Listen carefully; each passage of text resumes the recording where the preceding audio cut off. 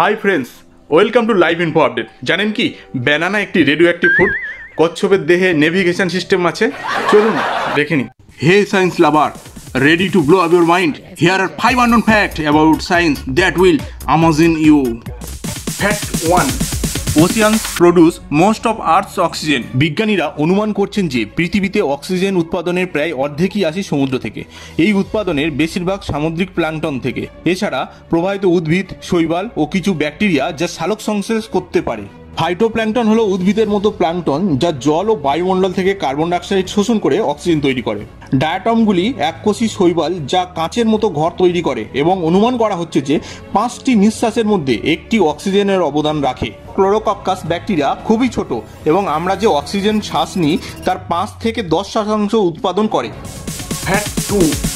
বন্ধুরা, আমাদের স্টমাকের পিএইচ লেভেলের সংখ্যা অনুযায়ী 7 হলো নিউট্রাল এবং যত কম হবে তত অ্যাসিডিক এবং 7 থেকে যত বেশি হবে সেটা হলো তত বেসিক। মানুষের পাকস্থলীর পিএইচ সংখ্যা 1 থেকে 2, যার অর্থ এটি একটি অবিশ্বাস্যভাবে অ্যাসিডিক। গ্যাস্ট্রোইন্টেস্টাইনাল এন্ডোস্কোপি জার্নালে প্রকাশিত একটি গবেষণায় বিজ্ঞানীরা দেখেছেন যে একটি দাড়ি কাটা ব্লেড পাকস্থলীর অ্যাসিডে নিমজ্জিত করলে তা 2 ঘন্টার মধ্যে দ্রবীভূত হয়ে যায়।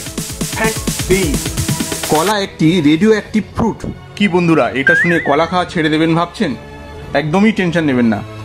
অ্যাকচুয়ালি বিজ্ঞানীরা বলছে এই কলাতে আছে খুবই অল্প পরিমাণে পটাশিয়াম 40, যেটা কিনা একটি ন্যাচারালি রেডিও অ্যাক্টিভ আইসোটোপ। তবে এর পরিমাণটা খুবই অল্প পরিমাণে হওয়ায় যেটা কোনো ক্ষতি করে না। ফ্যাক্ট 4. কচ্ছপের শরীরে নেভিগেশন সিস্টেম আছে। অ্যাকচুয়ালি অ্যানিম্যাল ইউজ আর্থ ম্যাগনেটিক ফিল্ড। কিছু অ্যানিম্যাল, কিছু সামুদ্রিক মাছ, কচ্ছপ, পাখিরা এরা আর্থ ম্যাগনেটিক ফিল্ডটাকে ইউজ করে নেভিগেট করতে পারে।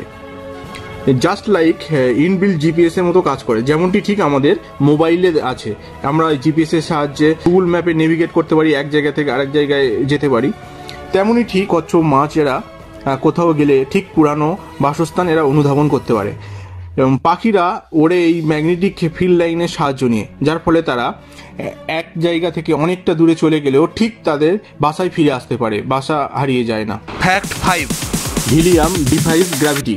বন্ধুরা, আমরা প্রত্যেকেই জানি যে প্রত্যেক বস্তুর উপর মাধ্যাকর্ষণ শক্তি বা গ্র্যাভিটি কাজ করে, যার জন্য বস্তুটি পৃথিবী থেকে ওপরের দিকে না উঠে বস্তুটি পৃথিবীর দিকেই আসে।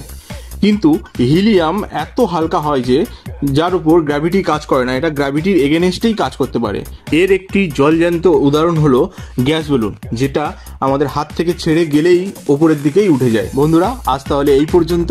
যদি ভালো লেগে থাকে অবশ্যই করে লাইক, কমেন্ট এবং চ্যানেলটিকে সাবস্ক্রাইব করে পাশে থাকবে।